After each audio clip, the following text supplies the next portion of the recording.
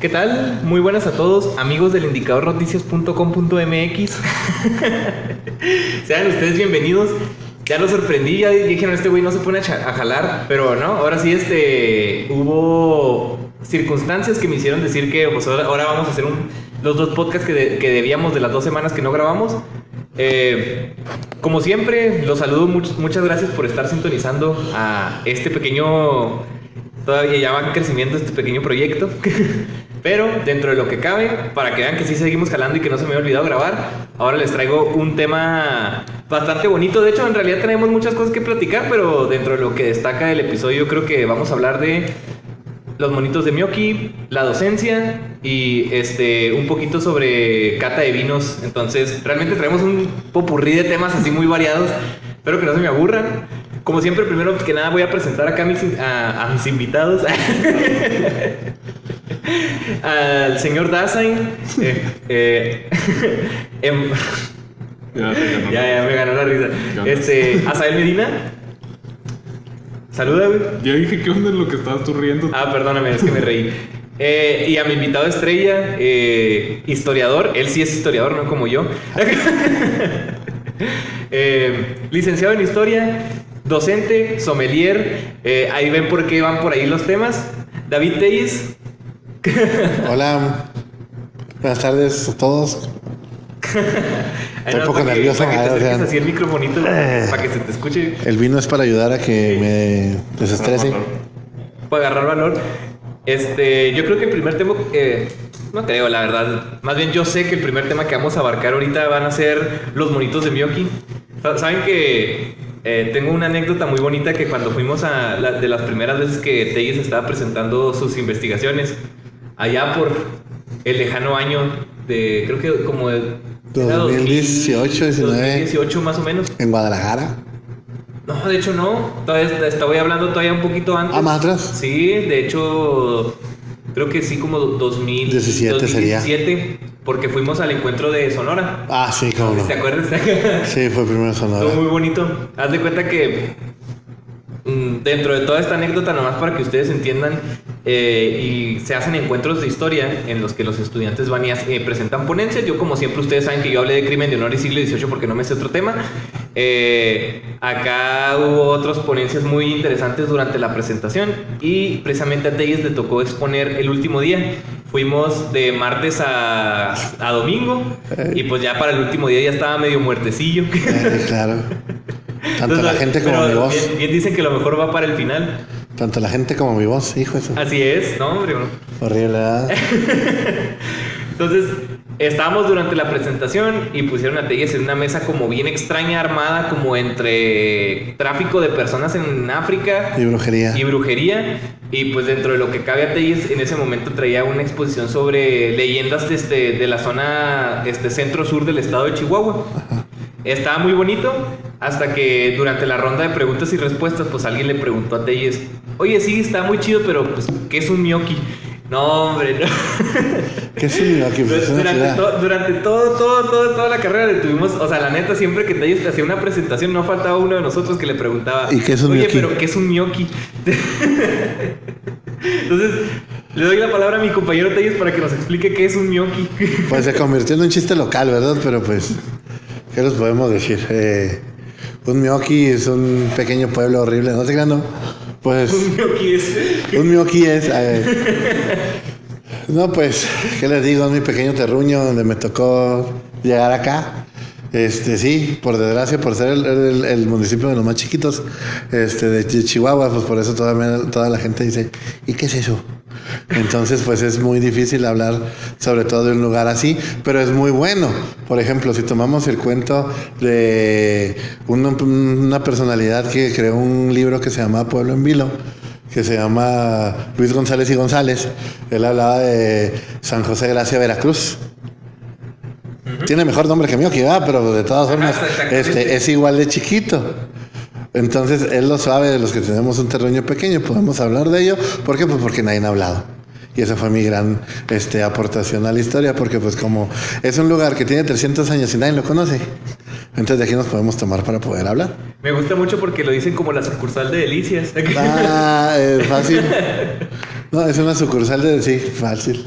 Te digo que Entre también Rosales y Delicias, más o menos. También tengo un chiste con Azael, que la verdad, pues espero no ofender a mucha gente de Miyoki, pero me gustaba mucho, también decirle que cuando yo la primera vez que fui a Miyoki, yo sentí mucho que era como la ciudad infantil de la deportiva. Porque tiene como que su pensión chiquita, o sea, su pensión es chiquito, su junta de agua chiquita. Y sí. Gente de Miyoki se están burlando de nosotros. Y sí, efectivamente. Tiene su pensión chiquita, tiene su seguro social chiquito. Literal, le caben 20 personas. Y ya, o sea, en serio. O sea, ya no hay más. Se hace una fila horrible afuera. Pero Tenemos 5 Oxxos. Bueno, yo me entran a 7. Eso también es bueno. Pero es la ciudad, es ciudad de Miyoki. Es una ciudad de primera. ¿Sabes por qué? Porque cuando le nomás metes puedes ir a segunda, primera. porque si le metes segunda en el carro ya te saliste, ya llegaste a Delicias. Ese es el problema. Ay, no. No, me Ese gusta- tipo de chistes son los muy comunes. Es que te digo, me gusta mucho porque hacen esta comparativa, ¿no? Sobre todo con Delicias, que es su ciudad hermana, que realmente Delicias no tiene ni creo que no tiene ni 90 años, ¿no? O sea, es una ciudad... No tiene 100, ahorita ya va por los 95, creo. No, Sí, ajá. no son 90, son 95, por ahí va. Entonces te digo, o sea, y todos los de Delicias siempre se paran mucho como de que no, es la ciudad mejor planeada del estado, que, o sea, un chorro de cosas, pero por ejemplo, ahí sí te digo, yo cuando manejé en Miyoki, todo bonito, todo correcto. Puede ser que no haya muchos semáforos, pero hay buenos altos, todas Hay las calles dos. están todas delimitadas las calles, tú sabes que cómo debes de estar moviéndote. Literal, hay 2. Ajá, y entonces está bonito, ¿sabes cómo? Pero ahí entras a Delicias y pues está bien difícil manejar ahí porque todas las calles convergen en un solo lugar y, o sea, ¿y dónde haces salto? ¿Quién es el que va? O sea, está horrible manejar. No, y a las personas que somos de ahí cercas nos ha pasado. A mí las últimas veces que fui para allá me quisieron multar. ¿Por qué? Pues porque yo agarré una división, una cuchilla, y luego ves el semáforo. En vez de estarte volteando a ti, el semáforo estaba volteando para allá. Y yo, bueno, entonces, ¿y para dónde? Entonces yo vi que todo el mundo se paró y que el semáforo estaba volteando para allá. Y pues libre mía, ¿no? Y me fui derecho y eso llegó un tránsito. Oye, ¿qué pasó? ¿Te pasaste el semáforo? Y le digo, compa, pero es que en serio, ¿para dónde está volteando? Pero es que es el que tiene enfrente. Dígame cuál. Uno está para allá, uno está para acá. Y el otro se estaba volteando ¿Cuál está directamente. volteando? Era mi- Uno era de 45 grados, uno era de 90. ¿Y cuál es el que me está viendo enfrente? Oiga, en buena onda, dígame, créame que es el que yo veo, el que yo respeto. ¿Sabe? Es más, el vato se quedó sin palabras. Que me dijo, ¿sabe qué? Váyase. El que tenga mucho cuidado, el que tenga medio enfrente, ese hágale caso. Así me dijo. Así me dijo. Fíjese, me gusta mucho, sobre todo, hacer este tipo de recordatorios, o sea, de memorias, ¿no? Porque durante la carrera, ahí sí para que les digo, ustedes se imaginan, clásico, todo el mundo tenemos en la universidad, nuestro amigo foráneo, el que pone la casa. Ahora imagínense, la neta, yo creo que filosofía y letras, y en especial para mí la carrera en historia, fue ese momento cúspide de mi vida, güey, porque yo les juro, güey, que la verdad, los que éramos locales éramos minoría, güey. O sea, se los digo en serio, o sea, casi todos los que estaban en la licenciatura en historia, o sea, venían de otros lados del... Y yo siempre me quedé con la idea de como de que, o sea, imagínate salirte de tu rancho para venir a estudiar historia, ¿no? Pero ahora les voy a dar una justificación y ahora sí les digo, como dijo Telles en su momento, ¿no? O sea, qué mejor que los foráneos de venir a hacer historia, porque todos esos lugares y todos esos bonitos recuerdos que yo tengo es necesariamente hablando de que gente de Delicias, no, Casas Grandes con el Osmar, Anáhuac con la Shofi, o sea, Parral con el Luisito, o sea, realmente siento yo que Namijipa con hace mucho, varios. hace falta ese trabajo de histórico regional, que realmente yo agradezco que la mayoría de la gente que me tocara ver o coincidir en la carrera de historia, pues eran foráneos precisamente por eso, porque sí, no dudo que haya mucha historia de Chihuahua, pero historias acá regional de la zona de Parral, de la zona de Delicias, de la zona de Miyoki, Nuevo Casas Grandes, Cuauhtémoc, todo ese tipo de historias se rescata mucho gracias a todos esos, o sea, a que nos tocó converger durante la carrera a distintas personas de distintos lados de nuestro bonito estado de Chihuahua. Y ahora haciendo hilación a este pequeño lugar, ¿no? Quiero hablar precisamente de tu tesis, ¿no? Qué muy bien. Ahora sí de los bonitos de Miyoki.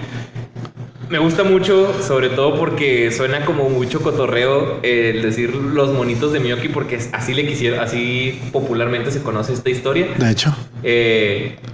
al final de cuentas siento yo que lo divertido aquí es una historia que podemos remontarnos un poquito como lo que pasa en... ¿Cómo se llama este lugar? ¿Tampico? Ok. Ajá, o sea, Ok. no sé si tú sabes que en Tampico... Encontraron ovnis, ¿no? Ajá, exactamente. De hecho, los menciono. ¿Sí los mencionas? Sí lo menciono, sobre todo. De hecho, fue parte de lo que me sirvió para poder dar un contexto y sobre todo pues, para poder dar una generalidad en su momento. O sea, entonces, ¿cómo? Volvemos a lo mismo, es Miyooki, es un lugar chiquito. ¿Cómo en un lugar tan chiquito se va a aparecer extraterrestres, digamos? Pues hay que ver un contexto general, qué es lo que estaba pasando en el 87 en ese momento en cuestión de ovnis. Tampico fue de los primeros lugares en respaldar. Creo que Roswell también lo tomaste. Claro, el área 51 fue ellos. Colombia, 2 casos, uno en Colombia y otro en Brasil, que también tenía que ver parte de estos monitos, vaya, porque les decían monigotes, porque prácticamente parecían, pues sí, cositas de 15 centímetros, en vez de patas eran como cosas de 3 uñas. ¿Como garritas? Sí, ahorita si quieren les doy la descripción general de ellas.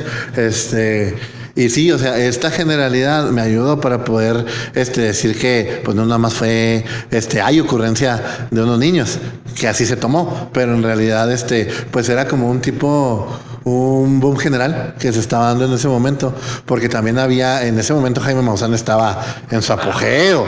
También otro que me dijo mi directora de tesis en ese momento era un programa que se veía también aparte del de Nuno Guzmán, creo que se llamaba, era la persona que también hablaba acerca de extraterrestres, y pues ni hablar de cañitas con compa Carlos Trejo. O sea, lo que es lo paranormal en lo que es el 80 y los 90 era algo común.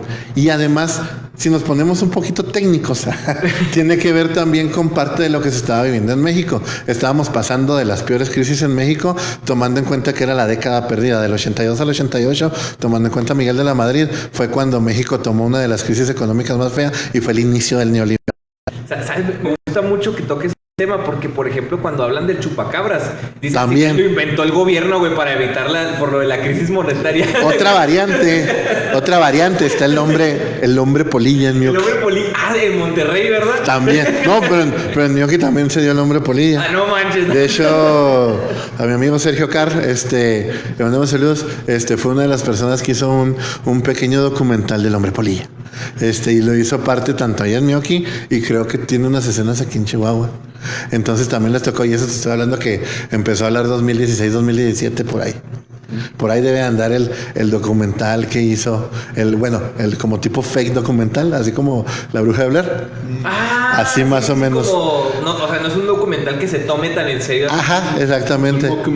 Es un documentary, ándale, exactamente. Nada más que tomando en cuenta esto del hombre polilla, ¿verdad? Y está suave. Pues es parte de toda esta silvestres, no sé, no, de esta parte de lo que tiene Miyooki, de bonito, y de que pues como es tan pequeño, son tan crédulos en varias cosas. Fíjate que me gusta porque en su momento, ¿no? Yo sigo un comediante, ¿no? Que se llama el Richo Farrell, no sé si lo conoces. Sí, ¿cómo no? Entonces, él en su stand-up también te maneja mucho esta idea, ¿no? Como de que cuando fue a Tampico, que dio el show, que preguntó, ¿no? Como de que, oye, ahora sí que hizo su trabajo de historia oral, ¿no? De que dijo, oye, ¿cómo está eso de los ovnis? Y es que dice, ¿no? Como de que llega... O sea, siempre pasa, ¿no? De que va pasando un huracán y va justamente a llegar a los territorios acá de Tampico y desaparece. Y entonces la gente, o sea, pues tiene esa idea, ¿no? De que hay extraterrestres que de hecho tienen una denominación diferente. Sí, ¿no? En vez de ovni es OSNI. Objeto submarino no identificado. Ajá, entonces ellos dicen que tienen ahí una base y que en realidad salen y entran, pero cuando van llegando los huracanes, pues ellos tienen tecnología y los desaparecen, ¿no? Entonces lo que dicen, ¿no? Como de que, oye, o sea, imagínate el ego de los tan pequeños de... O sea, imagínate que ellos creen que tienen una civilización extraterrestre súper avanzada para protegerlos de los huracanes, ¿no? Entonces, y luego de repente todos los tan pequeños, ¿cómo? ¿O cómo le decía el de Namor? Entonces yo me imagino, o sea, un paso más allá, o sea, me imagínate todos los lugares de Chihuahua para llegar, o sea, como de que digas, pueden llegar a la sierra, o sea, porque también hay teorías, ¿no? De que hay ovnis que se esconden en la sierra, o sea, dicen que algunos se había llegado a escuchar la historia que en la Rumorosa, o sea, allá por territorio de Huachochi, que también tienen la teoría de que hay aliens ahí, ¿no? O en Barrancas. También en el territorio compartido con la zona del silencio. Sí, sobre todo ¿cómo no? en esa zona. En ese triángulo, claro en que el sí. triángulo dorado. Del otro lado, sí, claro. Es algo más común de lo que creemos. Ajá, entonces, imagínate Mioki, o sea, que es un pueblito chiquito del zona centro-sur del estado, como para que tú digas, o sea, es como en las películas de Estados Unidos, ¿no? Como de que cuando hay una guerra intergaláctica de invasiones planetarias, en realidad siempre llegan a Nueva York o a California o a ¿Pero por qué a Mioki? ¿Pero por qué a Mioki, güey? Exactamente. Teniendo tantos lugares así como que tú digas, no, pues vamos a pasar por una palanqueta o vamos por unos morelianos al centro de Mioki, o sea, que solamente los mioquenses me van a entender. Imagínate que lleguen al vado, güey, que tengan su base submarina ahí en el... Con una hielera llena de caguamas allá al lado del río San Pedro, pues sí, solamente. Entonces, quiero que nos platiques un poquito, ¿no? De la historia, la anécdota. Comiendo pelícanos. Hay gente Por cierto, que mató a un pelícano a pedradas, eso también está importante. Simón. Y también matan a las lechosas diciendo que son brujas. Mioki mágico. Entonces, un poquito contexto ya nos diste como el contexto en general, ¿no? De este boom entre del 85, 80, de toda esta situación del boom de lo paranormal, ¿no? Como de que a lo mejor, como apenas estaban empezando a existir las cámaras o cosas así, o sea, había fotos borrosas, había muchas formas de manipular fotos, o simplemente que algo que saliera en una foto era y no era. ¿Sabes que eso es lo más interesante? Todas las fotos que me tocaron ver a través de la hemeroteca. ¿Qué es la hemeroteca? Las fotos de los monitos de Mioki. Esa es a lo que voy. Para los que no saben, la hemeroteca pues es el fondo de archivos de los periódicos cuando ya terminan su labor prácticamente, o cuando terminan ya de sus labores. En estos lugares me tocó ver lo que fue el Novedades, el Heraldo, y en su momento alguno que otro de Chihuahua, se llamaba el Fronterizo. De estos tres no hay ni una sola foto de los monitos, obviamente. No hay. ¿Saben de qué son las fotos? De la gente.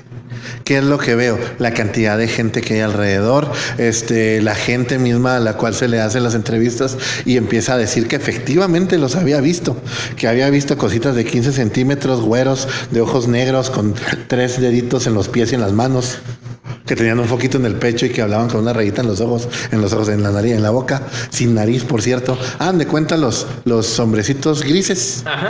Hagan de cuenta nada más que en figura de acción. Y con cabello güero. Eran güeros, porque Ajá. me imagino que ahí tuvieron sus que ver con los menores. Probablemente, tenía que ver por ahí, pues eran güeros. Decían que los canijos eran güeros, así que imagínense.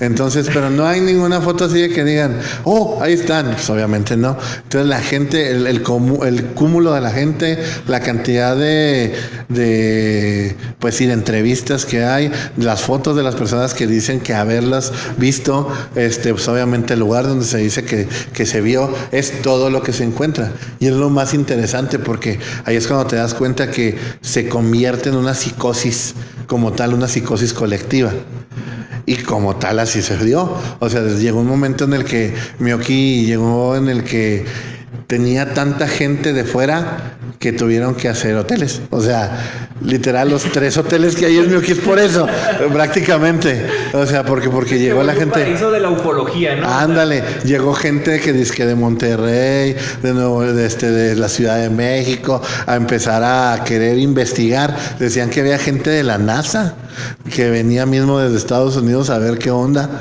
con eso de los monitos. Es más, llegaron a querer comprar el terreno donde se supone que habían aparecido, la casa, y pues obviamente, pues quién sabe, ¿verdad? Llegamos a lo mismo, o sea, puede ser que sí, puede ser que no. Había gente que, te digo, dice que llegó una gente de Monterrey que vino a platicar con los niños, a hacerles varios exámenes, que son los exámenes que se saben, junto con los que se hicieron con los paramédicos de la Cruz Roja, hacia los niños, sobre la forma y la descripción de los monitos. Y da la casualidad que los dos son parecidos. O sea, técnicamente se piensa que fue un juego entre los niños, pero pues tanta similitud y que a los 2-3 días gente empezara a decir yo los vi, pues fue lo que hizo que se hiciera tan grande este revuelo. ¿Sabes que me gusta sobre todo ahora sí que la terminología que usaste como de histeria colectiva? Pues es que porque, lo que es. Ajá, porque al final de cuentas muchos casos en general se dan por esa situación, ¿no? Como de que es el clásico que una persona lo dice y otra persona o sea, como que trata de decir, o sea, a lo mejor eso que vi la otra vez... sí, yo lo vi. Parecido con lo que pasa con las leyendas, ¿no? Porque al final de cuentas es como lo que ya no sé. Ahora sí que la neta yo estoy aquí de tu fan porque me gusta mucho tu trabajo en general. Gracias. O sea, yo siempre en las ponencias de Telles, ayer estaba yo, o sea, la neta vi todo este tema de lo paranormal y yo también lo quise replicar un poquito, ¿no? En el siglo XVIII con mi trabajo de brujería. Ahí sí para que veas Fue un una poquito copia. de la inspiración, ¿no? Porque todo este tipo de historia sociocultural me encanta mucho. Sobre todo lo que decías, ¿no? De que cuando estaban en este caso con la historia de las brujas, de las lechuzas, Ajá. que era así como de que, pues cuando por ejemplo una tenía un ojo más grande que otro como medio dilatado, y decía, pues es que se le olvidó cambiarse el ojo cuando se transformó. Ajá. O incluso también este tema sobre la heterocromía, ¿no? Como cuando tenían un ojo de un color diferente. Y otro. Ajá. Ahí es cuando... Lechuza, bruja. Ajá, bruja. Entonces pasa mucho con este tipo de historias en la que de la nada dicen... Hay una relación entre el animal y la brujería y ahora dicen así como de que no, es que a mí me tocó, o sea, aunque obviamente sabemos que es diferente, o sea, difícil que alguien pueda ver a una bruja transformándose en un animal o viceversa. Y no, me tocó ver justamente cuando la bruja, o sea, incluso también la clásica que decías de que le quebraban la pata a un animal y luego después esperaba para ver quién en el pueblo estaba cojeando para saber quién era la bruja en el... Ajá. Sí, el mentado nahual que se conoce en el sur. Bueno, es que... las leyendas en nuestro México es algo tan hermoso y no solamente en México, nos podemos ir más allá en los siglos XVI y XVII. Simplemente vamos a analizar, bueno, ya yéndonos un poquito al lado de las leyendas, ¿no? Lo que es en parte Jean-Baptiste Basile, los hermanos Grimm. Que después viene Walt Disney y ya empieza a tomar todos estos cuentos para hacerlos un poquito más adeptos a los jóvenes, a los niños. Son claramente muestras de diferentes tipos de leyes y normativas sociales que se tenían que respetar en su momento. O sea, ¿qué era lo que significaba Hansel y Gretel, por ejemplo? ¿Qué le suena? Según yo era una fábula que al final de cuentas hablaba sobre de que los niños no deben andar solos y no hablar, y precisamente no hablar con extraños. Exactamente. La Caperucita Roja, por ejemplo, te dice que no debías de contestarle a los hombres y mucho menos hacerles caso. ¿Por qué? Porque te iban a comer. ¿Qué es eso? Es una alegoría de la casticidad de la mujer. Por eso es Caperucita Roja. O sea, porque se vuelve roja porque ya está manchada. Ok. Ajá. Y así podemos irnos con diferentes cuentos que han habido con Jean-Baptiste Basile, los hermanos Grimm, con diferentes recopiladores de leyendas de los siglos XIV, XV y XVI en Europa. De hecho, me gusta porque al final de cuentas también dentro de la misma dinámica sigue la historia como de Pinocho, ¿no? Como de que los niños malos les pasan cosas malas. Y eso es tan sencillo como es el hecho de que, pues si no vas a la escuela te conviertes en burro, ¿no? Claro. Sí, ¿no? Y sobre todo, pues obviamente no solamente son estos dos, hay muchos más recopiladores que pues, por el momento todavía no me acuerdo, pero tal vez ahí por ahí nos puedan ayudar a poner algunos de ellos, pero sí, efectivamente, son estas alegorías, estos cuentos, estas anécdotas que se les daban a los niños para poder hacerles ver que el mundo es malo y qué era lo bueno y qué era lo malo. Ahora, ¿quién les dijo a ellos qué era lo bueno y qué era lo malo? Exactamente, o sea, pues al final de cuentas hay un cierto status quo que debe respetarse. Y ahí podríamos irnos un poquito ya más llegados a la parte académica de lo que me tocó a mí analizar en principio. Robert Darnton fue uno de los historiadores y filósofos de Inglaterra que les tocó analizar sobre todo lo que es el siglo, así es, entre los siglos XV y XVI, tal vez hasta más, no es cierto, desde los siglo XIII en adelante, prácticamente todo medioevo hasta Ilustración, le tocó analizar este tipo de leyendas. ¿Qué es lo que veía él? La sociedad, veía la normativa como tal y sobre todo cómo se regía. Como tú comentas, uno de esos libros se llama La Gran Matanza de Gatos de los siglos XVII y XVIII. Entre ellos nos cuenta acerca de varios cuentos, entre ellos retoma Caperucita Roja, retoma lo de Hansel y Gretel, retoma Pinocho, retoma diferentes leyendas que se dan en ese momento, pero entre ellas, la que más me plasmó y parte de su libro, obviamente, es la matanza de gatos. Se supone que él está hablando acerca de un momento en el cual se estaba dando el feudalismo. ¿Qué es el feudalismo? Pues es esta parte de gobierno en la cual una persona es el dueño de las tierras, tiene siervos a su disposición que le dan su trabajo tanto en especie como en dinero para poder vivir ahí. Total, el caso es que este señor feudal tenía a su señora, obviamente, y su señora amaba a los gatos. No era uno, eran demasiados. Decían que eran 20, 30, 50, demasiados. Me gusta porque cuando Alicia de los Ríos, de hecho un saludo a Alicia de los Ríos, nos platicó sobre esta situación de que decía, es que más bien los gatos, o sea, lo que les enojaba es que los gatos comían mejor que los... Exactamente, y es a lo que voy. Sí, miren, para darle un poquito más de contexto a la gente, efectivamente la dueña, o sea, la señora feudal, pues vaya, tenía demasiados gatos, y estos gatos eran tratados como si fueran los hijos de la señora feudal. Eran demasiado berrinchudos, demasiado mimados, vaya, de que se les daba todo lo mejor, que los siervos tenían envidia, pero de horrible, porque a ellos les tocaba comer o a veces ni comían. Entonces el caso acá es que lo que más les enojaba a los siervos es que los gatos salían del palacio y se les subían a sus casas, y dentro de en los techos de las casas empezaban a maullar, pero no eran maullidos pequeños. Pues obviamente aquellos que han tenido que sufrir acerca de tener gatos en el techo, de que se están peleando, sabrán a lo que me refiero. Ahora imagínense a 20, 30 gatos peleándose a la par o apareándose de manera descontrolada. Pues imagínense qué desastre sería, ¿no? Y luego estamos hablando de siervos que trabajaban 16, 18, 20 horas diarias. Lo que querían era llegar a descansar. Entonces, como modo de rebeldía, como modo de venganza, ellos se subían al techo del cuarto de la señora feudal y empezaban a maullar. O sea, empezaban a hacerle horrible, feo, pero obviamente pues uno se daba cuenta de que el maullido no era de gato, era maullido de persona. O sea, decían, ¿qué pasó? Obviamente la señora feudal se levanta, le da miedo, empieza a escuchar y dice, esas son brujas. Y en eso va y le habla a sus siervos para decirles que le ayuden a encontrar a las brujas. Y los siervos dijeron, de aquí somos. Sí, es que mire, sus gatos son las brujas que le tienen celos y vienen por usted. ¿Y qué vamos a hacer? Pues vamos a enjuiciarlos. Recordemos que estamos en la Edad Media. ¿Qué es lo que van a hacer? Inquisición, ¿dónde está? Pues acuérdense que la religión católica, todo lo que fuera Inquisición y que les hiciera estar bien parados con la gente. Sí, cómo no, nosotros les hacemos lo que quieran. Les hicieron un juicio a los gatos y después de eso los empezaron a matar. Pero obviamente quemados en la hoguera. O sea, no creas que, pues, no sé, normal, un sacrificio normal. No, quemados en la hoguera, sacrificados, crucificados, como si fueran personas regulares, porque decían que eran brujas que no querían devolverse a su forma humana para evitar el castigo. Entonces, de aquí se agarraron los siervos y a todos los gatos que los traían, pues, fregados, la verdad, porque no los dejaban ni dormir ni nada. Y aparte de la envidia, pues los empezaron a matar. Entonces dice, ¿cómo es posible que la señora feudal se haya creído el cuento de que eran brujas? Y ahí es cuando empieza. Entonces tenemos que ver más allá cuáles eran el propósito. Pues el propósito era vengarse de los gatos. ¿Por qué? Pues porque les daban muy maltrato. Entonces así, con ese mismo tipo de análisis es con lo que él empieza a ver los diferentes tipos de leyendas. Entonces con lo que dice, bueno, cada uno tiene una moraleja. Te la paso. Y es lo normal, es lo que uno analiza y lo que uno ve.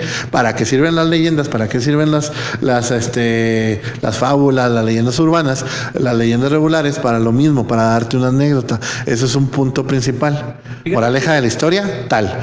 Pero ¿quién te dijo que esa moraleja o que esa lección se tenía que dar? Fíjate que Azael y yo ya habíamos hablado un poquito sobre todo esto, porque cuando después de que una leyenda pasa a lo del mito, o sea, pues prácticamente lo explicamos de la perspectiva, ¿no? Dentro del punto de vista de la filosofía, que es el hecho de que da a la idea de que quiere dar una explicación a algo que no se puede explicar en ese momento, y entonces de ahí surge el mito. De hecho, el mito, me gusta la perspectiva del hecho de que a lo mejor no sabemos cómo funcionan muchos fenómenos naturales, pero al final de cuentas buscamos los humanos siempre darle una explicación, iniciando precisamente con los mitos. Claro. Sí, el mito, contrario a lo que mucha gente cree, no es esta idea de mentirse o autoengañarse. Fue en su momento un intento de responder a las preguntas antes de que hubiera en sí la posibilidad de hacer tal cosa. De hecho, en la pretensión de la filosofía se habla de eso, y digo pretensión porque sí se me hace pretencioso. Dicen el salto del mito al logos. Es eso que hablan mucho. Sí, claro. Entonces es eso. Y también, bueno, yo haría el comentario nomás ahí de que es porque también no es tanto quisieran creer a la persona eso, es que también eran creencias muy populares. Claro, exactamente. Ajá. Eso es también a lo que quería llegar. O sea, lo que comentan del mito es cierto, pero eso es más. De hecho, hay otro escritor, otro historiador, Carlo Ginzburg. Carlo Ginzburg nos habla acerca de los mitos generales que se conocían en el medioevo, que como tú comentas es parte de lo que se creía en su momento. Obviamente tienes que estar cimentado directamente en los zapatos de la persona que está viviendo el hecho para poder saber por qué se realizó ese tipo de acciones. De hecho, me gusta mucho porque quiero retomar el puntito que tomamos durante la época, durante que estuvimos hablando sobre brujería, mitos y en general. Haz de cuenta que, no sé si tú conocías precisamente lo de la piedra de la locura. Entonces haz de cuenta que, de hecho, este tipo de tratamiento médico pues surgía de ideas anteriores, de que decían que cuando la acumulación de estrés, ahora sí que de mucha presión en las personas, pues burnout. Lo que conoceríamos ahorita como el burnout. En ese tiempo le llaman los humores. Así es, los humores, o sea, hacía que a la gente le empezara a surgir protuberancias en la frente. Entonces, al final de cuentas, ellos hablaban, o sea, así como existen las piedras biliares, también existían en este caso las piedras en general en esos puntos en lo que localizamos el pensamiento. Entonces, ¿qué pasaba? Había muchos curanderos de pueblo que iban visitando, que eran como itinerantes. Entonces, haz de cuenta que ofrecían la operación de la piedra de la locura, que es el hecho de que te abrían la frente y con un juego de manos, al final de cuentas, porque es lo que más o menos tenemos entendido. La piedrita, ¿no? Ajá, te sacaban una piedrita y mira, aquí está, esta es la causa de tu locura, ¿no?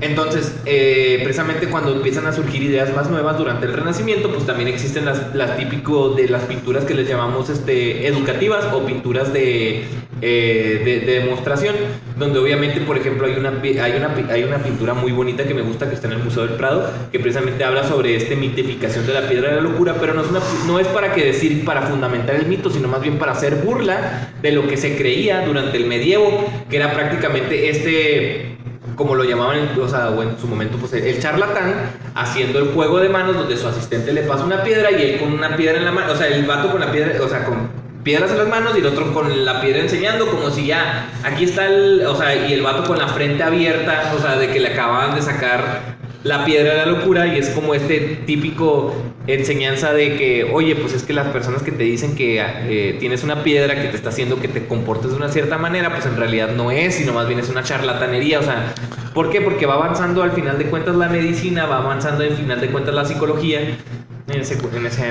claro. Haciendo un anacronismo, porque no había psicología, pero sí, como en el sentido estricto de que ya sabemos que la histeria o la locura, o en este caso el mal humor, no surgía a través de que tuvieras una piedra aquí, sino más bien son cosas de la mente. Sí, no, y eso tiene que ver todo, obviamente también directamente hasta con la sociedad misma. Tú acabas de decir términos de ciencias duras. Ajá. En la sociedad era obviamente un poquito más diferente.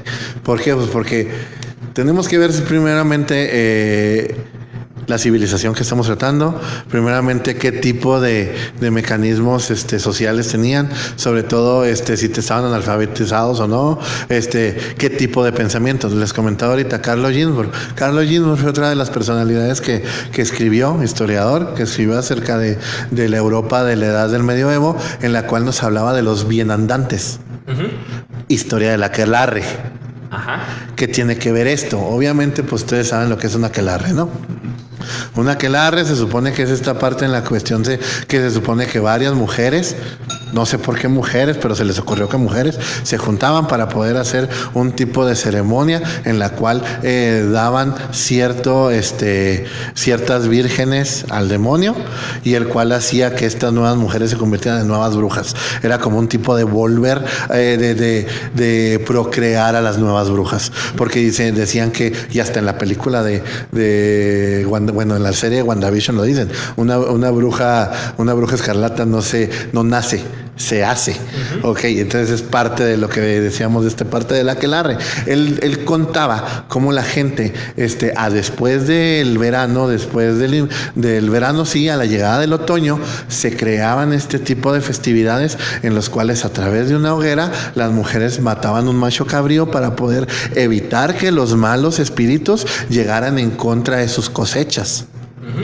Entonces, se supone que había gente que a través de alimentos isotrópicos, que no es otra cosa más que la ayahuasca, los honguitos y la marihuana, se ponían en conexión con estos tipos de seres y se ponían a pelear en espíritu contra los espíritus malignos. O sea, se ponían en trance, y ellos salían al plano astral y empezaban a pelear directamente contra los malos espíritus para que no llegasen a sus cultivos y así poder tener un invierno próspero.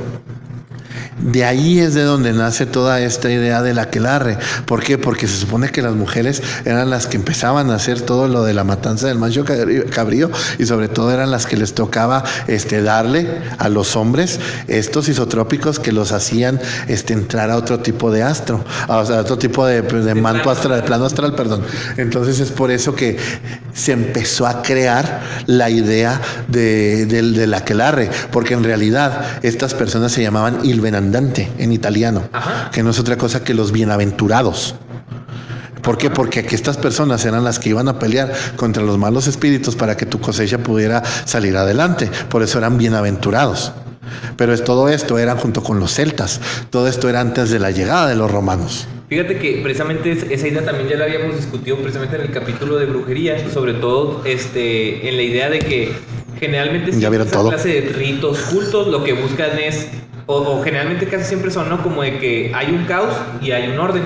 Entonces, al final de cuentas, dentro de lo que cabe, el intermediario, medium, o la persona que está precisamente por medium, o sea, porque está en medio de... ya se calentó.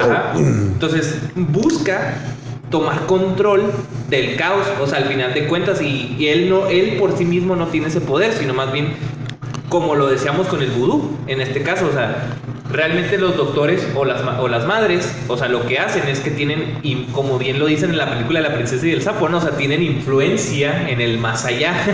O sea, realmente ellos, o sea, no es como que ellos lo hagan, sino más bien a través de mediar con los espíritus buenos, son como es que rechazan los espíritus malos. Me sonó la cancioncita del malo. Así es, o sea, él tiene influencia en el más allá. Sí me acuerdo, ¿no? Es que es parte, y aparte tiene que ver mucho con esta parte de, como dices tú, de aprovechar este tipo de momentos, pero también tiene que ver de lo bueno, lo malo, el caos.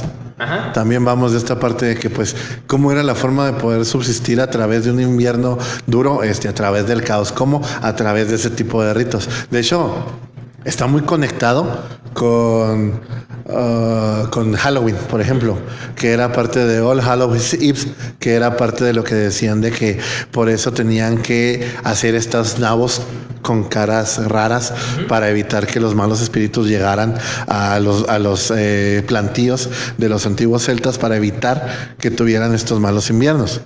De ahí es de donde viene. Historia nocturna también de Carlo Ginzburg nos habla acerca de esta parte de la parte de la noche como una partidaria negativa de lo que es bueno y malo, cuestión de las brujas, cuestión de la Inquisición, pero a la vez de cómo antes de la reflexión directa de lo que era la religión, háblese de la religión de forma católica, apostólica, romana, o sea, y tomando en cuenta todos aquellos mitologías que nos daban como tal la oscuridad como un punto negativo, pero ellos lo tomaban como positivo porque eran veladas que tenían que tener para poder evitar que estos malos espíritus llegaran en contra de ellos. Era como lo que nosotros hacíamos hace mucho tiempo, de tener el fuego prendido para que no llegaran los lobos o los depredadores en contra de nosotros. Ahora ese fuego tenía que estar prendido para que las malas vibras no llegaran a nosotros. Y es por eso que tenemos whitexicans ahorita que se están metiendo en Tulum la ayahuasca y diciendo que están en contra de los malos espíritus. Nada más tomaron lo que les gustó y dijeron, vamos a hacer esto. Pero es parte de lo que hacen los whitexicans, que se hacía en el siglo XIV, XIII. Es que al final de cuentas es, o sea, dentro de un análisis, ahora sí que un poco antropológico. más antropológico, es como decirlo de que el ser humano instintivamente siempre le ha tenido miedo a la noche. Claro. En realidad es porque no sabemos qué hay en la noche. Exactamente. Pero y ahora la ignorancia. se transforma a que, o sea, realmente o sea, no es tanto por la noche, sino más bien en la oscuridad, y la oscuridad dentro de también no puede ser tanto, o sea, tanto la perceptible con los sentidos como de que, si hay luz o hay oscuridad, sino más bien también hay oscuridad dentro de las almas de las personas que no tienen luz interior para protegerse de esa oscuridad. Claro, así es, o sea, es parte de lo que se considera, pues todavía, ¿no? De este miedo de qué es lo que nos deparará, qué es el futuro, el miedo de lo que no veo, simplemente. Entonces, como no lo veo, pues es malo. Y es por eso que tenemos que encontrar una percepción de las cosas para poder decir, esto es lo bueno, esto es lo malo, este es Dios y este es el diablo. Fíjate que ahora sí, ya después de esta plática, es que como que siento que divagamos, pero en este sentido me gustó porque fue muy nutritivo en el sentido de que, o sea, sí hay una explicación detrás del mito, detrás de la creencia, detrás de toda esta superstición. Pero quiero ir un poquito ya, ahora sí, abarcando el tema de los monitos. Ahora sí, un poquito, ahora quiero que vayamos hasta nos transportemos al presente, ¿no? Bueno, no al presente. Tomando en cuenta esta parte de lo bueno y lo malo, recordemos que en los 80s, 90s en México se estaba tomando un auge muy grande de la ufología. Ajá. Quiera o no, pues es una parte rara. Volvemos a lo mismo. Dicen por ahí en mi rancho, yo no creo en eso, pero tampoco le juego. Entonces, ¿qué quiere decir? Pues, o sea, como que me quiero meter, pero tampoco porque me da miedito. Entonces, igual es lo mismo que pasaba. ¿Por qué? Pues porque, sí, va a ser de verdad. Y ahí va la señora a ver afuera, a ver si salió el ovni o no salió el ovni. Ajá. Es lo mismo. Entonces, nosotros somos la señora que sale con la escoba hacia la ventana para ver qué está pasando con los vecinos. Los vecinos son los UFOs. Ajá. Ok, entonces es lo que pasaba con México entre los 80 y los 90. Jaime Maussan era de los más conocidos. ¿Cómo se llama el que les dije, el de Cañitas? ¿Cómo se llamaba Carlos Trejo, entre otros que también gente nos podría decir, entre el 88 y 91 programas que hablaban de eso, el Área 51. A mí, por ejemplo, parte de mi investigación me tocó ver casos similares en Colombia, en Brasil, lo que hablábamos de Tamaulipas también, de cómo es posible de que se supone que llegan fenómenos meteorológicos y de repente desaparecen de la nada, ¿no? Entonces es por eso que en ese momento se sentía tan vívido esta parte. Ahora, da la casualidad que en el 87, en octubre del 87, en Ciudad Mixco, Chihuahua, 5 niños están jugando en un patio y de repente dicen que unos hombrecitos de 15 centímetros salen de la tierra de unos hoyitos de ese tamaño, más o menos como unas conejeras. No sé si conozcan lo que son las conejeras. Son unos pequeños hoyitos que están en la tierra que hacen vaya a los conejos para poder anidar, para poder tener a sus gazapos, que son los hijos de los conejitos. El caso es que de ahí salen 5 monitos. ¿De qué tipo? Pues eran unas cositas chiquitas como lagartijas, decían, grises, con ojos grandotes negros, con una linecita en la boca, con cabello güero, eso sí, muy extraño, con cabello güero, con las manos y pies, con 3 garritas prácticamente, y que tenían una lucecita en el pecho. Que a pesar de que tenían línea en la boca, hablaban por la lucecita. Y era lo extraño, los niños los vieron, empezaron a jugar con ellos y todo cool, todo tranquilo, ¿no? Hasta el momento de llegar a la casa de sus papás y decirles que habían visto estos monigotes y que habían jugado con ellos. Y pues los papás dijeron, no puede ser. Están jugando, son cuentos de niños. El problema es que eso fue el lunes, el martes, el miércoles, pero de la siguiente semana y de la siguiente. Entonces fue tan seguido que dijeron, ¿cómo es cierto? Entonces vamos. Y uno de los tantos adultos que según esto escuchó, dijo que empezó a verlos también en la noche. Entonces de ahí empezó un adulto, empezaron 2, empezaron 5, 7, 9, 10, 15, 20 y en adelante fue algo que empezó a salirse de las manos. La gente empezó a decir que efectivamente empezaba a ver estos monigotes que salían de la tierra y que hasta utilizaban los juegos de los niños como si fueran móviles, como si fueran medios de transporte para ellos. Decían que agarraban los carritos y los hacían que jalaran manejaran y andaban conduciendo el Tonka, ¿te imaginas el Tonka toda madre? Pues sí, o sea, eso es lo que voy, se hizo tan ridículo y tan fuerte que la gente empezó a tener una curiosidad muy fuerte y empezó a ir a este lugar que está sobre la colonia Barrio Nuevo en Chihuahua, en Mioqui, se llama Colonia Barrio Nuevo, y ahí es donde empezaron a ir toda la gente y empezaron a tratar de ver. Llegó un momento en el que fue tan grande la psicosis social que se creó, porque fue una psicosis, demasiada gente fue a ver, que hasta la familia que vivía en esa casa tuvo que encerrarse durante varios días para evitar cuestionamientos, para evitar entrevistas, para evitar que las mismas personas les quisieran hasta comprar la casa, porque lo que querían era comprar el lugar para ver a los monitos, vaya. Entonces se hizo tan fuerte y tan grave que la misma Cruz Roja tuvo que intervenir. ¿Por qué? Porque para poder sacar a las personas de la casa y evitar que les pasara algo. Entonces me tocó entrevistar a lo que fue a una persona que es, en su momento fue parte de la Cruz Roja de ese momento, una maestra que ya en paz descanse, que vivió ahí, que fue vecina, y sobre todo a mi señora madre, que le tocó vivir ese momento, y a otro vecino que en ese momento apenas se acababa de mudar al lugar y le tocó que uno de sus hijos hubiera visto a los mentados monitos y les habló acerca de el niño le habló al papá acerca de los monitos, ¿verdad?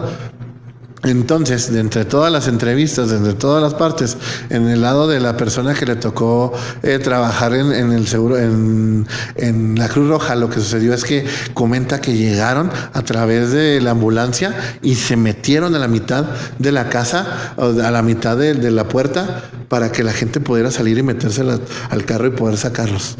Esa fue la forma en la que pudieron darles auxilio. Ahora llegan a la Cruz Roja y lo primero que hacen es separar a la familia, que pues por el momento ya estaba totalmente asustada, claro que sí, pues, obviamente asustada, trastornada por todo lo que estaba pasando, y separaban a los niños, que estaban muy tranquilos, por cierto.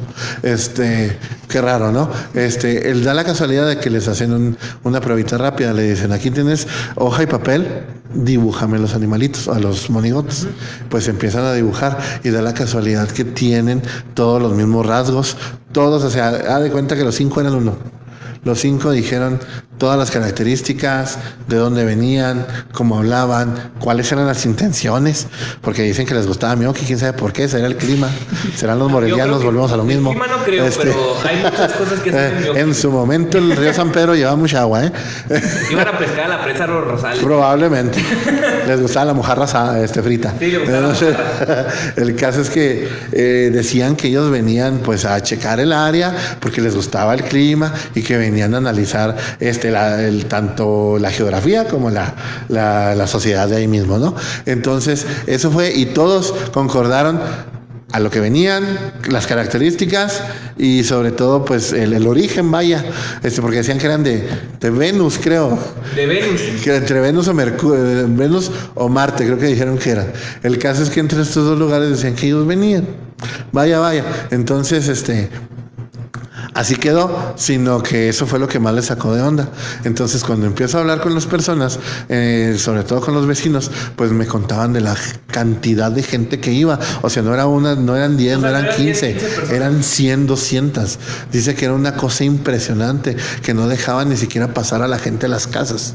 Oye, ¿y qué pasó ahorita con esa casa? ¿Todavía qué? Todavía queda en pie. O sea, todavía, nada más está barriada. ¿La familia es todavía dueña de la casa? Sí, nada más está barriada. O sea, como que tiraron la casa y ahorita está barriada. Creo que nada más queda pues una parte de la casa habitación, que es pequeña, y en la parte de atrás, pues porque era una pequeña finquita grande, en la parte de atrás donde tenían todas las casas. En Mioqui era muy común, y los de que nacieron en el 60, 70 me dirán, que tuvieran, por ejemplo, en el patio, gallinas o sus pequeños huertitos. Entonces eran grandes los lugares. Entonces, estas casas eran así similar zonas. Entonces, nada más es lo que queda, haz de cuenta que quedó bardeado todo eso ya para que la gente no fuera, tal cual. Entonces, cuando sucede eso, te digo, las personas, se impresionaban por esta razón, porque la verdad, ¿cómo es posible que tanta gente iba? Y pues obviamente, por ejemplo, en el caso de la maestra decía que pues ella decía que eran tonterías y que pues cómo iba a ser que la gente fuera a creer eso. Pero la señora sí andaba en la ola. O sea, ¿cómo vas a andar? Esa es una de las partes que me encanta, porque como humanos siempre llegamos a la conclusión de que son tonterías. Ajá. Pero nunca se nos quita la curiosidad o parte de querer ir a ver qué onda. Bien por eso dice que el gato por su curiosidad muere. Ajá. Entonces es por eso que pues nosotros como humanos, pues aunque digamos que no, son tonterías, no sé qué, ahí estamos. Y ese es el caso de la maestra. Mucho porque dentro de los estudios que yo tomo o tomé de referencia para mi trabajo de brujería, pues también lo planteo por más blog, con el caso de los Reyes Taumaturgos. Exactamente, los Reyes Taumaturgos. Entonces prácticamente a mí me interesa mucho esta anécdota porque al final de cuentas, como tú dices, es un caso de histeria colectiva en el que la gente, o sea, ya de plano no sabía o no estaba segura sobre los monitos, pero todos querían verlos. Ajá. Y es lo mismo que pasa en este caso con los Reyes Taumaturgos, ¿no? Como de que es que realmente no importa si los reyes tenían o no la capacidad de curar a la gente, sino porque la gente que empezó a creer exactamente por qué curaban a las personas. Por lo que se les dijo. Ajá, por lo que se les dijo. Y en este sentido también lo mismo aplica para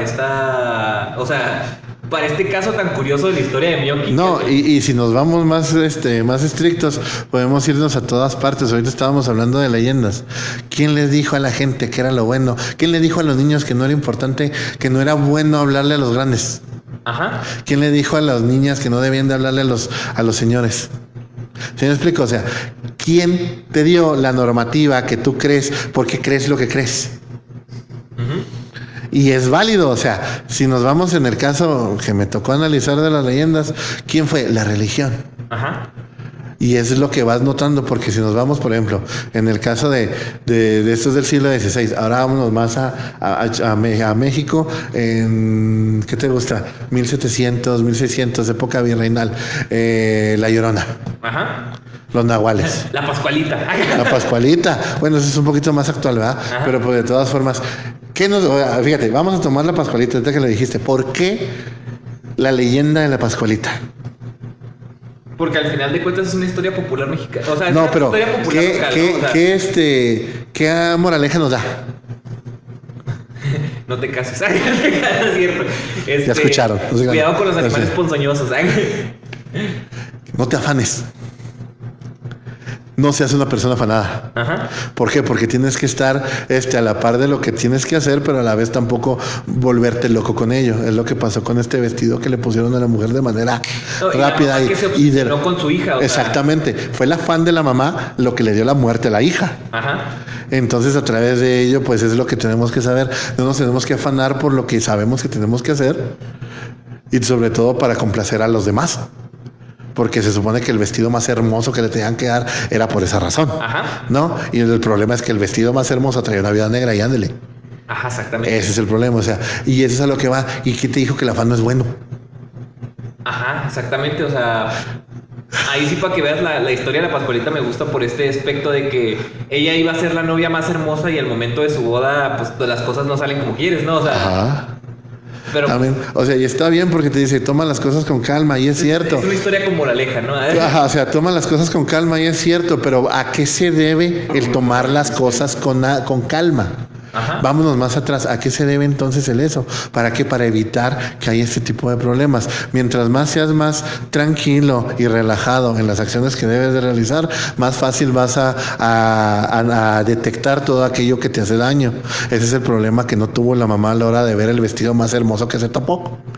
Ok, entonces, ¿y quién les dijo que tenemos que analizar las cosas? Pues ya nos vamos más atrás, ¿no? En este caso, pues sería para poder vivir de una forma completa. Es como... como la historia oral. De hecho, tiene que ver con la historia oral, porque es la experiencia que te dan los años a través de lo que se ha vivido, y es por eso que sabemos que no es bueno estresarnos, que no es bueno afanarnos, y que sobre todo es bueno dormir 6-7 horas al día. Ok, eso es distinto, eso es lo bueno. ¿Por qué? Porque la historia oral misma nos dice que hay una parte en la cual nos puede explicar la sociedad antigua como el digamos que parte de la experiencia que ha ganado la sociedad a lo largo de los años, que también es bueno. O sea, tampoco es tomar en cuenta que la experiencia de los viejos que nos han dado a través de la historia oral no sea buena a comparación de lo que te dice, por ejemplo, la Iglesia Católica, de que es bueno lo no es malo. ¿Sí me explico? Esa es la diferencia. Entonces, ahí ese es un sesgo muy grande que dentro de la historia del tiempo presente y sobre todo en cuestión de la historia oral, uno como historiador tiene que saber separar esta parte de lo que en realidad es historia oral y lo que te está tomando una normativa social hecha a través de líderes de todo tipo en la historia. Llámese religioso, político, sectatorial, lo que quieras. Entonces, ¿tú dirías que la historia de los monitos de Miyoki más bien es una aferración de la gente a saber si eran verdad o no, que al final de cuentas superó los rasgos de lo normal en un aspecto de que... No, o sea, la gente se traumó con los monitos de Miyoki. O sea, realmente querían... O sea, todo el mundo quería ver, todo el mundo quería saber. Y eso fue lo mismo que llevó a la popularización de esta historia. Eso es lo hermoso. La popularización de la historia dio el punto en el que se estaba viviendo en México. ¿Qué era lo que se estaba viviendo? El contexto general. Estamos hablando que la ufología estaba agarrando sentido. Obviamente ya estábamos hablando de Roswell. No, estamos hablando de Tamaulipas, estamos hablando de los UFOs, estamos hablando de que entre el 80 y el 90 México estaba teniendo este auge. Pues no por nada tenemos a la figura de Jaime Maussan, que hace poco presentó el cuerpito, el primer ovni ante el Congreso. Ante el Congreso. ¿Y de qué me sirve que los diputados que se ponen a tirar barra en las cámaras se pongan a decir, no, pues esa madre es cierto? Pues sí, oye. No, miren, no es cierto, ese es un candidato del PT que se quedó dormido. El día venía crudo y así se quedó. Vamos a poner bien net con los dos de estos, pero no presentó un ovni, presentó un alien. Es distinto. Nomás poner el marcianito y... Objeto volador no identificado y el alien. Sí, es cierto. El marciano. El alien, sí, es cierto. Sí. El alien. Sí, es cierto. O sea, ¿y quién nos puede decir que esa madre no era tal vez un güey de Convergencia? Que ahorita, ¿cómo se llama? Algo fabricado, o sea, sí, que... No, y de hecho sí detectaron que está fabricado. Tiene huesos que sí son antiguos, pero la composición así mayor de su cuerpo no era. Y logró su cometido porque la gente se quiso estar dando cuenta del tema. Ajá. Entonces, pues volvemos a lo mismo, es como las cabezas esas chiquitas que las hacen chiquitas. Ajá, las del Amazonas, las reductivas. Ajá, así. Exactamente. Entonces, estamos hablando de un contexto general en México en el cual se estaba empezando a dar, o ya se había dado como tal, este boom de la ufología, de los aliens, vaya. Aliens, dice el vato de History. Obviamente, pues la gente lo va a tomar más en cuenta. Si lo escucharon por la radio, si lo leyeron por un periódico, que eran las formas en las que más la comunicación se daba más fácil en esos momentos, pues obviamente, vamos a verlo. Entonces, es por eso que se dio el revuelo. La verdad, es por eso que la gente empezó y la gente empieza a hablar. Obviamente, teléfono descompuesto. Que fulanita dice que llegó gente de otros lados a verla. Y la otra fulanita, si dice que es de Monterrey. Los hombres de negro y la... Si dice doña Clotilde que vinieron de Monterrey, doña Pancha dice que llegaron de Ciudad de México y doña Cleofitas dice que vinieron de Estados Unidos. Y así es como se dice que llegaron gente de la NASA a Miyoki para poder ver si eso era verdad o era mentira. Ajá. ¿Sabes? Entonces, lo impresionante aquí es dos cosas. Uno, que la gente se lo haya creído a tal grado que toda la gente de la zona centro solo empezó a ir a Miyoki a congregarse, a tal grado de que hubo un periodista, en paz descanse también, Manuel Briceño, que esta persona le tocó cubrir la nota por parte del Novedades y el Heraldo, y cuando venía a Chihuahua a entregar la nota, la gente lo hostigaba para que le dijera si era verdad o era mentira. Ajá. Entonces el vato decía que llegaba un momento en el que tenía que decirles que era de Delicias, o sea, de que no era de Miyoki, para evitar que la gente les empezara a seguir pregunte. Exactamente. Entonces esto es lo impresionante, la cantidad de psicosis colectiva que se dio en su momento y sobre todo el punto general en el cual la gente empezó a decir que veía a los animalitos, que veía a los monigotes. O sea, ya pasó de me contaron por ahí a yo Lo vi. Ajá. Exactamente. Sí, ya pasó de unos niños dicen que los vieron a yo los vi también. Ajá, porque también hasta cierto punto te da un cierto grado de importancia, ¿no? Porque la gente te empieza a preguntar, oye, es cierto que los vi, ¿cómo eran? ¿De qué color? Y... Exacto. De hecho, dentro de las entrevistas, uno de los señores dice él dice que nunca los vio, Ajá. pero que él cree que es verdad. Uh-huh. ¿Por qué? Porque volvemos a lo mismo. Yo pienso que sí fueron verdad, pero que como la cantidad de la gente que vino a verlos fue tanta, se asustaron. Y sobre todo dicen que mataron a uno. Se volvieron tímidos. Ahora, otra de las cosas fue que mataron a uno. A Crispín. Mataron a Crispín, güey. A Crispín. Porque les pusieron nombres. Ok. Les pusieron nombres a los monitos, y entre ellos, pues para no irme a los nombres de todos, pues se llamaba Crispín, ¿verdad? Al que mataron. Pobrecito Crispín se murió. ¿Cómo se murió? Pues uno de las niñas, en paz descanse. F para Crispín. Ajá, pues sí, pobrecito Crispín. Lo que pasó con él es que decían que una de las niñas fue y les aventó agua. Y el agua los mataba. O sea, pues era un hoyito, se supone que era un hoyito de donde salían, y que salió flotando. Y que ¿sabes por qué lo mató? Porque se supone que la niña quiso sacarlo del hoyito. Ajá. Y el monito lo mordió. La mordió. Entonces la niña enojada llegó y órale. Típico mexicano, ¿no? O sea, echar agua en un hoyo es algo muy mexicano. Mira, exactamente. Ahora sí, Mite, y es que se nos está acabando el tiempo. ¿Cómo? ¿Tan rápido? Bueno, esto es parte de la psicosis colectiva, ¿no? Lo más impresionante es esto. Pero lo que quiero llegar dentro de mi tesis, de lo que yo escribí, es del 87 al 92 se empezó a hablar de ello. Uh-huh. 87, 88, 89, 90, 95 años. Del 95 al 2010, 12, no se sabe nada de ellos. ¿Por qué?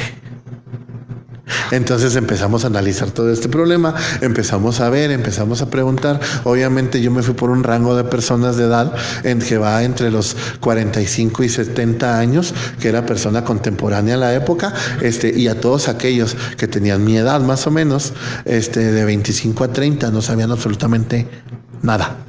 Uh-huh. Obviamente la forma en la que yo empiezo a hablar ahora con las otras personas es de bueno, ¿y luego qué pasó? No, pues empezamos a hablar de ello, pero de repente se callaron. Uh-huh. ¿Por qué? No, de repente desapareció. Bueno, y usted un tipo voto de silencio. Así es. O sea, como prácticamente ya la gente más grande le empezó a decir, no, pero ya no digas nada de eso, güey, ya estuvo. Ajá. Es que ese fue el problema. Y sobre todo, si nos vamos con los niños, porque los niños existieron, de los 5 niños, uno muere por causas de narcotráfico, vamos a decir, y otros 2 se van de la ciudad. Uh-huh. Pero por parte del hostigamiento que tenían. Entonces yo me trato de comunicar con estas 2 personas, y no me quieren decir, no me quieren hablar, no me quieren tener la entrevista. Entonces cuando yo hablo con ellos me dicen, no voy a hablar. ¿Por qué no me puedes dar una razón? Es que la verdad es demasiado y es tocar una herida abierta que no quiero tomar. Uh-huh. Entonces, analizando todo esto, más aparte el tiempo que da de las personas, y sobre todo cuando llegas y les preguntas, ¿y usted piensa que es verdad o es mentira? Uh-huh.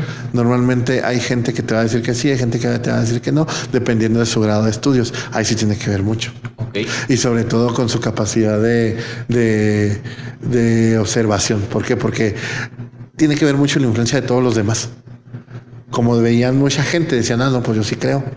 Y aún así te puedo decir que es una persona que en su momento tuvo un grado universitario alto o algo por el estilo. Uh-huh. El caso es que la mayoría de estas personas, ya cuando se les habla actualmente, no quieren hablar al respecto. Entonces hay un tipo de silencio en general. Así es. Entonces, dentro de lo que yo analicé, y efectivamente muchos me lo dieron a resaltar, es que ¿para qué hablar de algo que nos hizo ver tan mal a los ojos del mundo? Uh-huh. Entonces quiere decir que hubo un silencio total entre todos, como un acuerdo indirecto entre todos, uh-huh, para poder evitar que se hablara, ya que fue de vergüenza para mí aquí en su momento.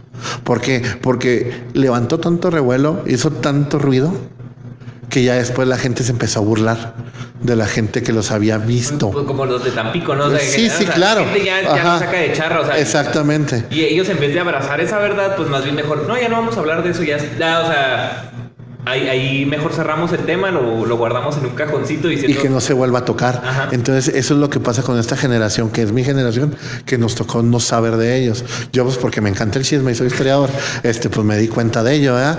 De hecho, en su momento, cuando me dio el chispazo de querer escribir al respecto, nadie sabía, de mis amigos nadie sabía, de la gente menos. Y da la casualidad, 2 años después, llega un gobierno municipal que empieza a tomar la figura del monito como estandarte de su, de su gobierno, y es el gobierno que le tocó pues hace como 5 años atrás, porque no sé si te acuerdas que llegó un momento en el que le tocaron 2 años de gobierno y lo pudieron seguir con un tiempo de campaña, por lo mismo de que les tocó esa transición del 2018, creo. Ajá. Entonces en ese momento este gobierno municipal toma el estandarte del monito y lo vuelve a reavivar. El problema es que, y eso me sirvió un chorro, porque cuando empieza a ver la figura del mono, yo llego con gente y les digo, ¿qué es eso? Nadie sabe. Y ya, o sea, no hubo nada, pero ya después de esta administración te ayudó mucho, porque ya empezó la gente a decir, bueno, ya no es cosa de vergüenza, sino ya es una historia popular de aquí de Mioki. Hizo Ajá. que la leyenda de Mioki dejara la vergüenza al lado y lo tomara como un estandarte de identidad mioquense. O sea, pero el problema es que la identidad no se ha consolidado. Dicen por ahí que la invención de las tradiciones, uno de los libros también que me tocó leer, decía que para poder hacer una tradición como tal tenías que inventarla. ¿Y cómo es eso? Pues a través de leyendas y mitos. Entonces, tomando en cuenta la leyenda de los monitos de Mioki, por esta parte del gobierno municipal le tocó crear un estandarte. ¿Y no te pasó de que realmente Mioki es tan viejo que suena muy raro que agarren una leyenda tan Claro, contemporánea? claro, te digo que Mioki tiene más de 300 años. ¿Y cómo van a agarrar algo de 50 años atrás? Ajá. ¿Te explico? Entonces, es por eso que no me daba. Y lo más difícil acá es que a los principios de esta administración, ponían el monito en todos lados. Y si se meten a Mioki y ponen la administración actual, ahí les va a salir todos los flyers que tienen ahorita y les va a salir un monito verde. Es más, hay cerveza allá. Cerveza de los monitos de Mioki. Cerveza marciana de color verde horrible, por cierto. No sé quién lo haya creado, pero compa, tienes que volver a hacer tu receta porque está de la chingada. El caso acá es que ni modo, la verdad duele. El caso acá es que hasta esas, Ajá. o sea, hay una cerveza de los monitos, cuando en su momento, 2010, 2015 todavía fue fíjate, vergüenza municipal. Ajá, 2010, 2015 todavía, 2017 creo todavía, no, la gente no quería hablar al respecto. Y todavía cuando se implementa, yo llego con los viejitos y les pregunto, ¿qué es eso? Ah, los monitos, o con gente de mi edad. Ajá. Y yo les digo, ¿qué es eso? No, pues me imagino que pues algo que se inventaron para hacerlo más bonito. Ya después empezaron a ver que era el monito de Mioki y que tenía que ver con esto, porque ya empezaron a retomar el 11 o 27, que en realidad fue el 27 de octubre, como una fecha en la cual se conmemora la llegada de los monitos a Mioki. Entonces es por eso que ya ahorita pues se ha hablado más al respecto, porque el gobierno municipal se ha tratado de afianzar de este estandarte social para poder hacerse dar a conocer como un gobierno amigo, vaya. Uh-huh. Entonces es por eso que bendito Dios me dio la oportunidad de poder tomar esa parte también para poder hablar acerca del por qué no se hablaba. Uh-huh. Y cómo a través de esta parte política se pudo hacer socialmente correcto. Pero pues al final de cuentas, ahora sí lo que se puede rescatar es el hecho de que bueno que ya no es vergüenza municipal, sino más bien ya es la leyenda como tal de... Pues es que, o sea, el capitalismo es hermoso, o sea, la verdad, o sea, es la neta, o sea, ¿y cómo es que nos pasamos de la leyenda al capitalismo? Simplemente, ¿qué es lo que hizo el capitalismo con el Che Guevara?